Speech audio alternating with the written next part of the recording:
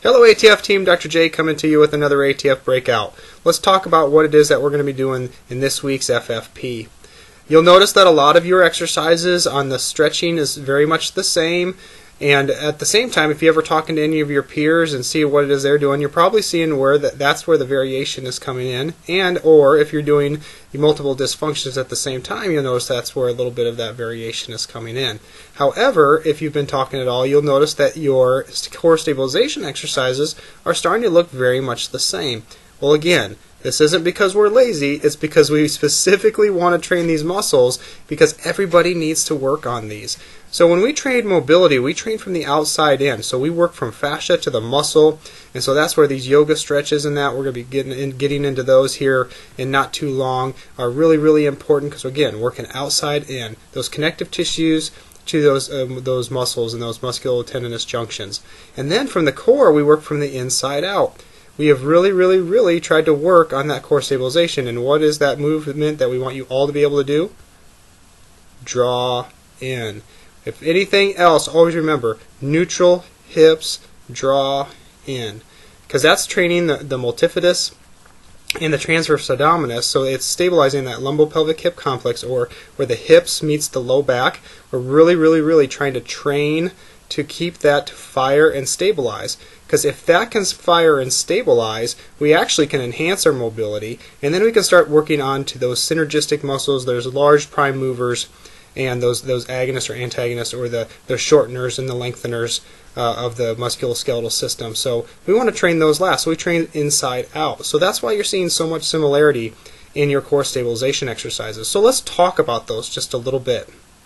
As you know, on days 1, 3, and 5, what we have you focusing on is really just that stationary isometric movement, which means that you're staying perfectly still, you're holding that plank. And you're going to see in there we say a lot about squeeze those glutes, hold those hips in neutral, stay long or tall. And what we mean by that is stay long through the crown of the head. We want that head to stay, or that neck to stay neutral. We want you to avoid flexing it or extending it, so avoid flexing or extending, because what that is that's a compensatory movement. We don't want compensation when we do these things. We want to stay long, we want to stay tall, we want the hips to stay neutral, we want to stay straight as a board best we can. So you're going to see, again, we have bridges, we have planks, okay, and we have side planks. And what we're doing now is we're starting to stress and strain you on multiple planes. So we have a front side plane, a backside plane, which is actually the same plane, but we won't get into that, front side and back side.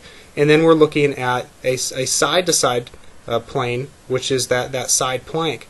We're not working transverse quite yet, that's more the twisting or the diagonal planes, but we're going to get into that. So we're getting you to hold those isometrically. This is really important. But then what you're going to notice on days 2 and 4 is that we have you doing those exact same things, but we have you moving. So we're activating one of the limbs or one of the extremities. In this case, it might be the legs, and in another, when we're looking at the swimmers, we're incorporating the arms and or the legs. And the key here is doing it right. If those are too advanced, you cannot do those.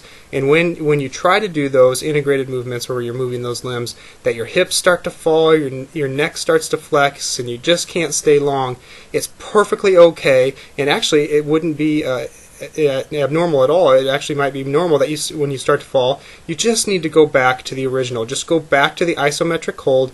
That's perfectly fine. That just means we need to spend a little bit more time on those isometric stabilizers, because remember, those are extremely important.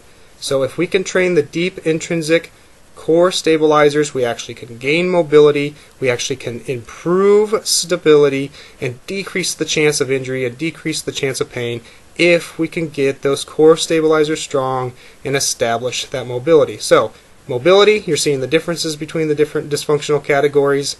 On the stability, you're seeing a lot of similarity. And then again, as we progress through this process, you're going to start seeing that where we start to differentiate and we start to gravitate away from one another a little bit in terms of the types of exercises you might do for your particular dysfunctional category. But again, always a method to the madness. That's what we do at the Academy to Function. We design programs that help you function better in your world.